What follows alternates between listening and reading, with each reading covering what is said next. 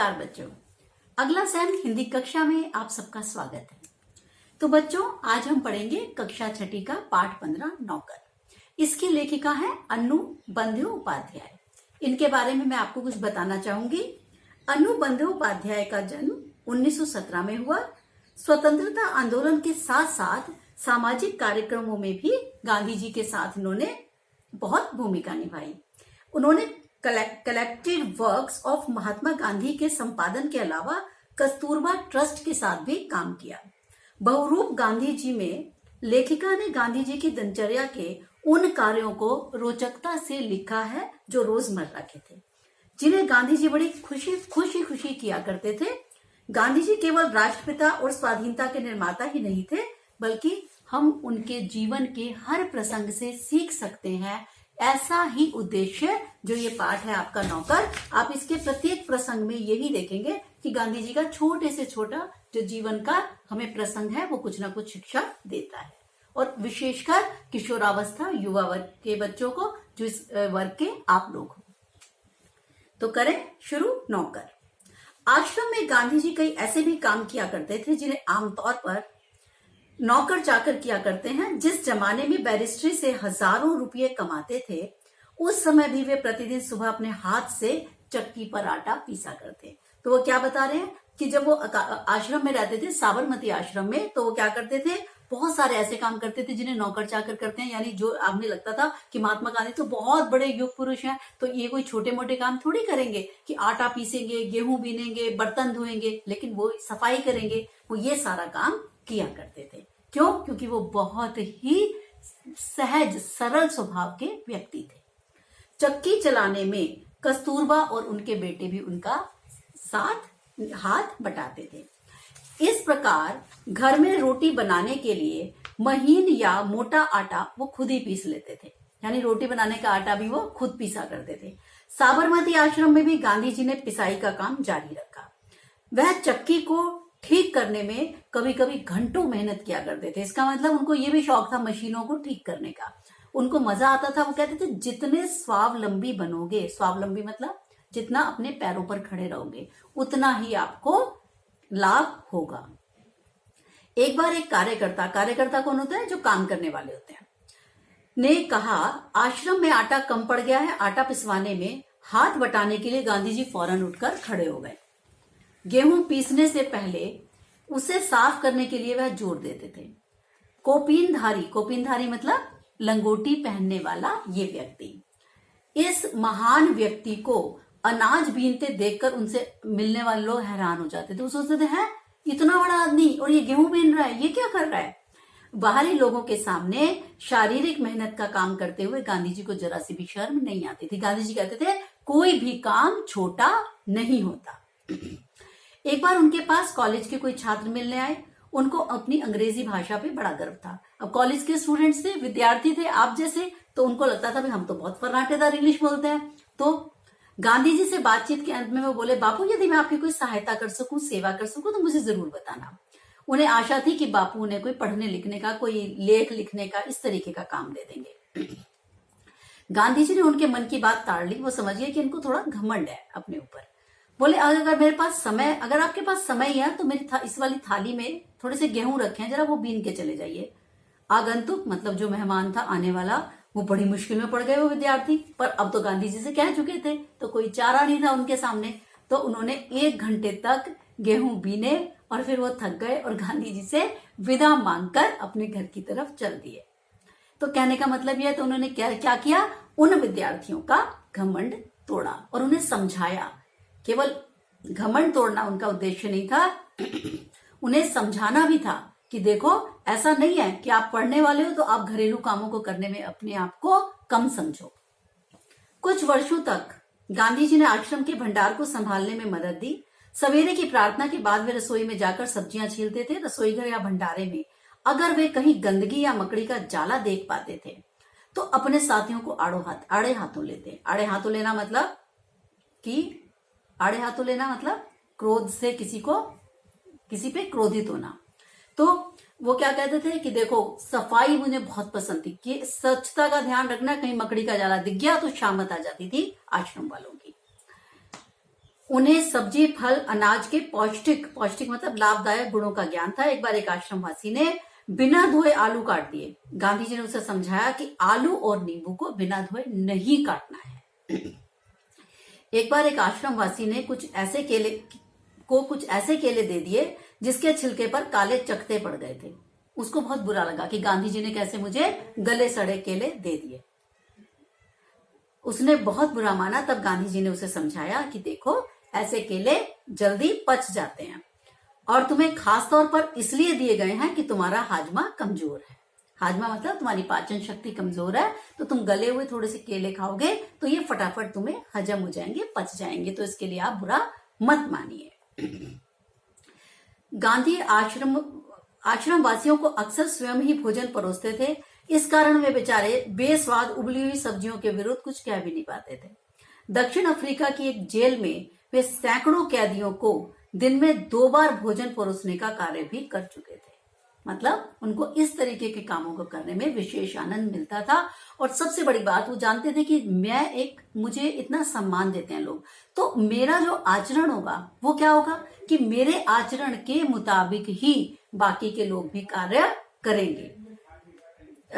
आश्रम का यह एक नियम यह था कि सब लोग अपने बर्तन खुद साफ करें। रसोई के बर्तन बारी बारी से कुछ लोग दल बांधकर भी धोते थे। एक दिन गांधी जी ने बड़े बड़े पतीलों को खुद साफ करने का काम अपने ऊपर ले लिया। तो क्या करते थे कि ऐसा नहीं है कि बाकी जो बच्चे हैं, जो आश्रम के बाकी के लोग हैं सहायक, वही लोग बर्तन धोएंगे, नहीं। ये कहते थे आज मैं बड़े बड़े पतीले साफ करूंगा। फिर इन पतीलों की पेंदी में बहुत कालिख लगी हुई थी। राख भरे हाथों से वह रगड़ने में लगे हुए थे। तभी उनकी पत्नी कस्तूरबा जी वहां आ गई। उन्होंने पतीले को पकड़ लिया और वो बोली, यह काम आपका नहीं है, इसे करने को बहुत सारे लोग हैं। गांधी जी को क्या लगा कि बाबा इसकी बात मान लो, इसी में समझदारी है, क्योंकि वे कस्तूरबा गांधी के क्रोध से परिचित थे। उनको गुस्सा आ जाता था गांधी जी पर कि वो हर काम, घरेलू कामों में खुद ही जुट जाते हैं।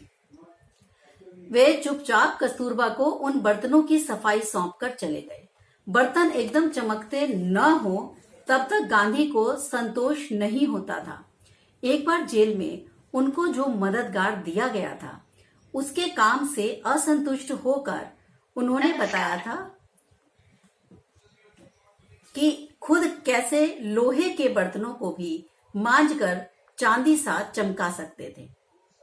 तब क्या हुआ कि उन्होंने देखा कि कस्तूरबा गांधी को उन्होंने वो बर्तन सौंप दिए। और गांधी जी की क्या आदत थी कि जब तक कि बर्तन चमक न जाए उनको कभी भी संतुष्टि नहीं होती थी कि वे किस तरीके से लोहे के बर्तनों को मांझकर चमका सकते थे। ठीक है। हाँ, तो धीरे जब आश्रम का निर्माण हो रहा था, उस समय वहां आने वाले कुछ मेहमानों को तंबुओं में सोना पड़ता था। एक नवागंतुक को पता नहीं था कि अपना बिस्तर कहाँ रखना चाहिए। तो उस नवागंतुक ने क्या किया? उस नवागंतुक ने ये किया कि वो अपना बिस्तर की ये बात पूछने ही जा रहा था गांधी जी से कि मैं क्या करूं, इस बिस्तर को अपने कहाँ रखूं। तो गांधी जी ने क्या करा?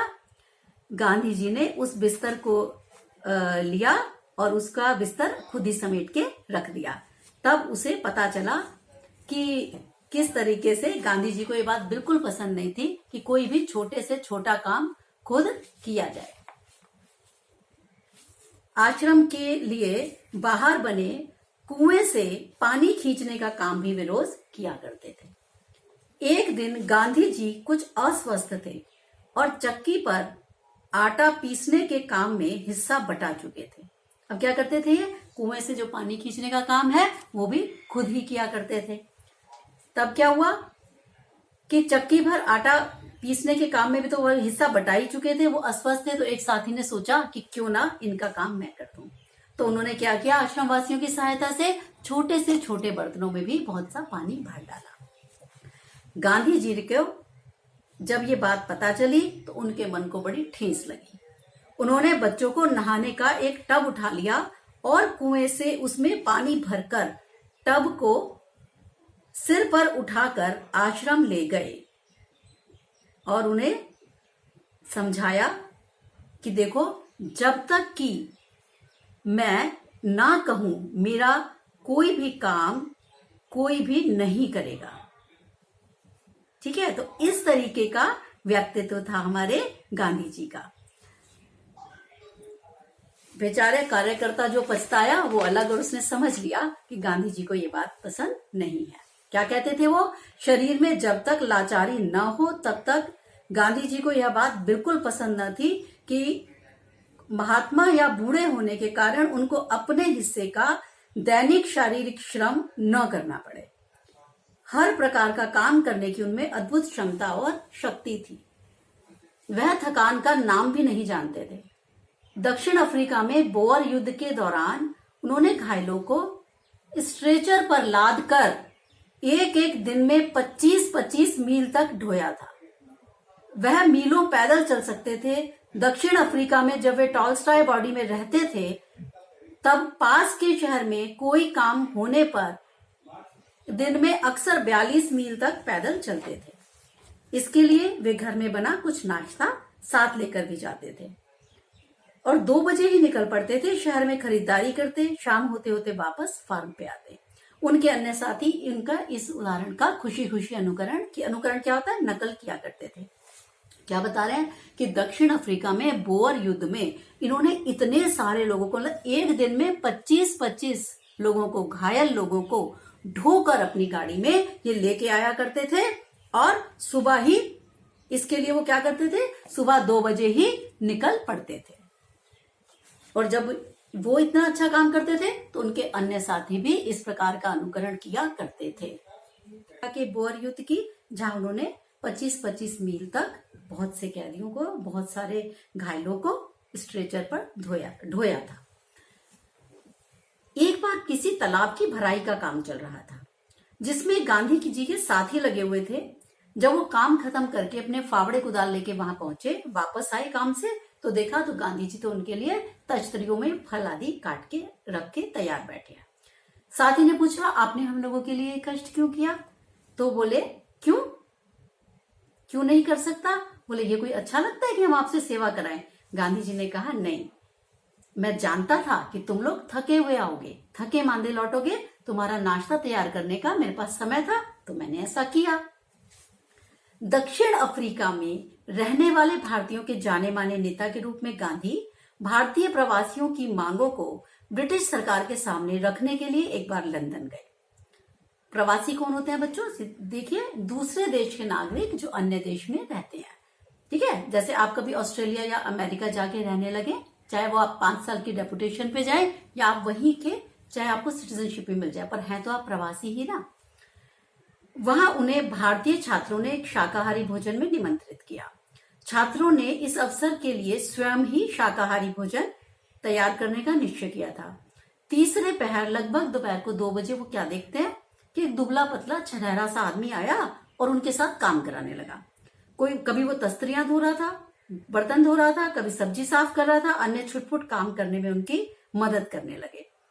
तो छात्रों ने का नेता आया, वो देखता क्या है, अरे ये दुबला पतला आदमी कोई और नहीं है, तो खुद गांधी जी हैं जो शाम को भोजन में निमंत्रित, सम्मानित यानी आदरणीय अतिथि हैं। वो सब लड़के देख के घबरा गए, चौंक गए कि अरे हमने इन्हीं को तो डिनर पे बुलाया है और ये तो हमारे साथ दोपहर में 2 बजे आके बर्तन धुलवा रहे हैं, सब्जियां कटवा रहे हैं। क्या बता रहे हैं वो कि कितने भी ऊंचाई पे चले जाओ, कैसा जीवन होना चाहिए आपका? सरल और सहज। गांधी जी दूसरों से काम लेने में भी बड़े सख्त थे। अपने लिए दूसरों से काम कराना उन्हें बिल्कुल नापसंद था। एक बार एक राजनीतिक सम्मेलन से गांधी जब अपने डेरे पर लौटे तो बहुत रात हो गई थी। सोने से पहले वे अपने कमरे में फर्श पे झाड़ू लगा रहे थे। उस समय रात के 10 बजे थे। एक कार्यकर्ता दौड़ा हुआ है, उसने गांधी जी के हाथ से बुहारी झाड़ू ले ली। जब गांधी जी गांवों का दौरा कर रहे होते, उस समय रात को यदि वो लिखते और लालटेन का तेल खत्म हो जाता तो चंद्रमा की रोशनी में वे अपना पत्र पूरा कर लेते, लेकिन कभी भी किसी सोते हुए साथी को नहीं जगाते थे। यानी नोआखाली पद यात्रा के समय भी गांधी जी ने अपने शिविर में केवल 2 आदमियों को ही रुकने की आज्ञा दी थी। इन दोनों को ये मालूम भी नहीं था बेचारों को कि खाखरा कैसे बनाते हैं। खाखरा जानते हैं ना, गुजराती व्यंजन होता है। अब तो आपको बाकी दुकानों पे भी उपलब्ध हो जाता है, बेसन का बनता है। जिस पर गांधी स्वयं रसोई में जा बैठे और निपुण रसोइये की तरह उन्हें खाखरा बनाने की, गुजराती व्यंजन बनाने की विधि बताई। उस समय गांधी जी की अवस्था 78 वर्ष थी। और हम लोग क्या सोचते हैं, जो लोग 60-62 के हैं वही सोचते हैं भाई हम लोग क्या काम करेंगे, हमारी तो घर के कामों से भाई छुट्टी हो गई, अब हम बैठे रहेंगे। सोचते हैं ना, जो लोग बड़े अपने आप को बूढ़े समझने लगते हैं जल्दी से। तो जब गांधी जी 78 वर्ष की आयु में बर्तन मांज रहे हैं, चल रहे हैं, मीलों पैदल चल रहे हैं, तो ये हमें सारे जो प्रसंग हैं इनके वो बड़े प्रेरणादायक हैं। गांधी जी को बच्चों से बहुत प्रेम था।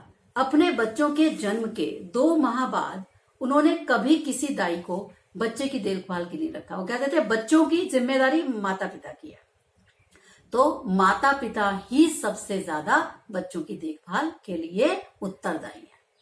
नौकर चाकर के भरोसे बच्चे नहीं पाले जा सकते। वे माँ की तरह बच्चों की देखभाल कर सकते थे, खिला पिला और बहला सकते थे।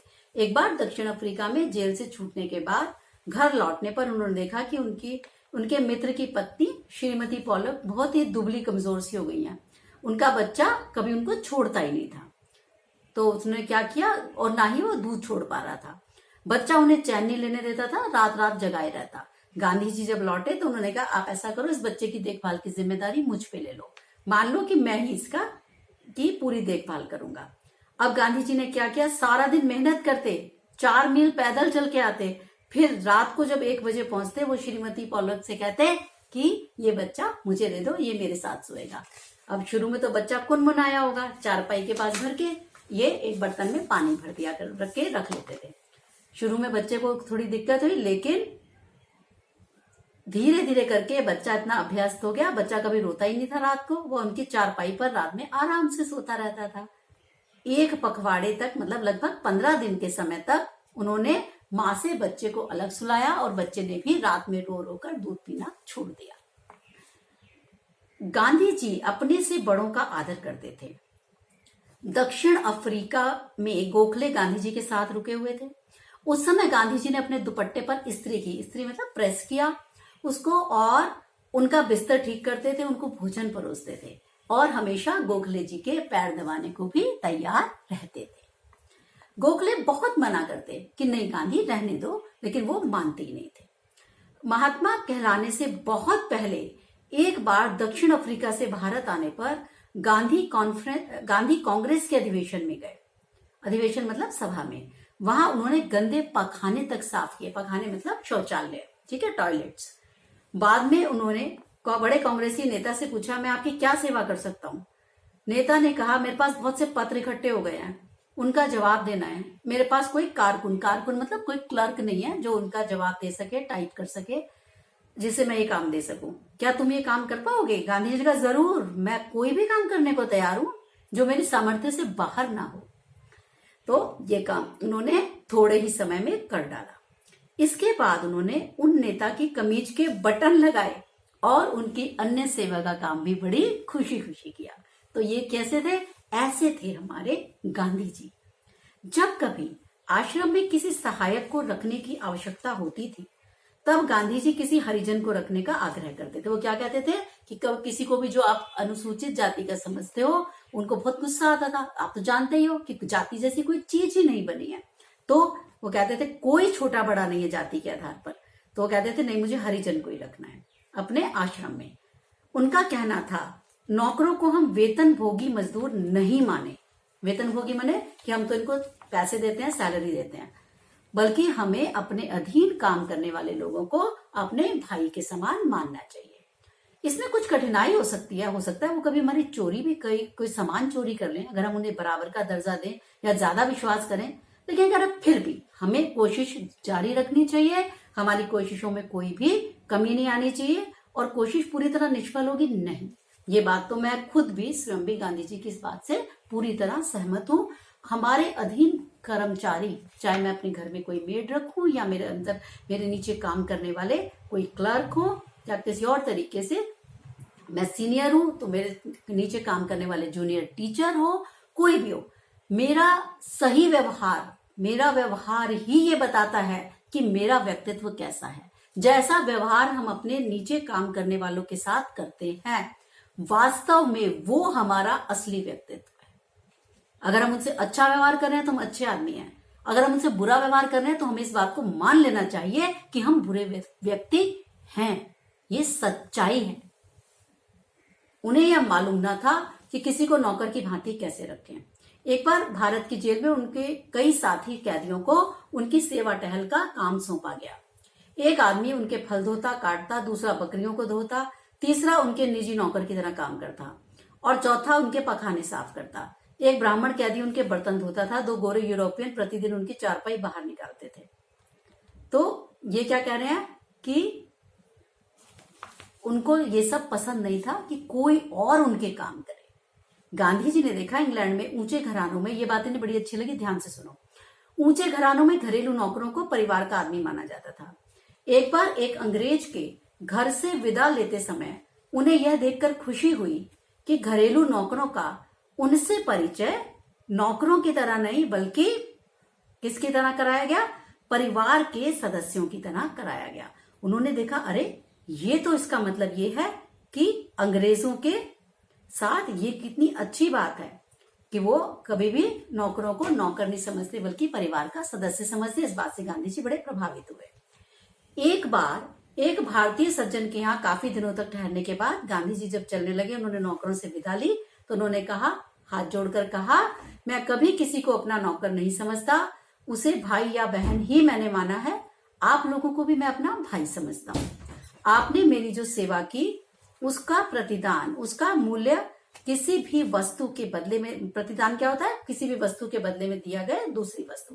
कह रहा मैं आपका जो एहसान है वो तो नहीं उतार सकता, लेकिन ईश्वर आपको इसका पूरा फल देंगे। ऐसा गांधी जी ने कहा। क्यों कहा? क्योंकि वो नौकरों को कभी भी नौकर नहीं समझते थे बल्कि क्या समझते थे? कहते थे इनके साथ अपने भाइयों जैसा, अपने मित्रों जैसा व्यवहार करना चाहिए। गांधी जी के इस पाठ से जो 2-4 शिक्षा, बस मैं वो बताऊंगी आपको, उसके बाद हम समापन करेंगे।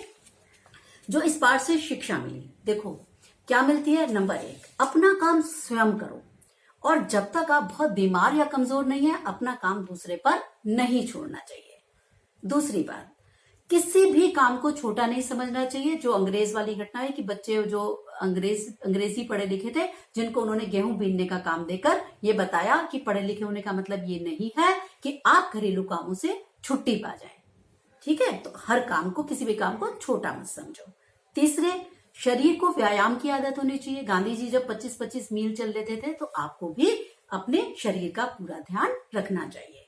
चौथी बात, अपने अधीन काम करने वालों के साथ सहानुभूति का, प्रेम का बर्ताव कीजिए। यही आपका व्यक्तित्व बताता है। यदि आप उनके साथ अच्छा व्यवहार नहीं करते तो इस बात को मान लीजिए कि आप एक अच्छे व्यक्ति नहीं हैं।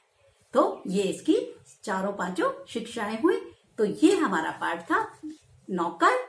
इसके बाद हम मिलेंगे अगले पाठ के साथ। तब तक के लिए बच्चों मुझे आज्ञा दीजिए। नमस्कार।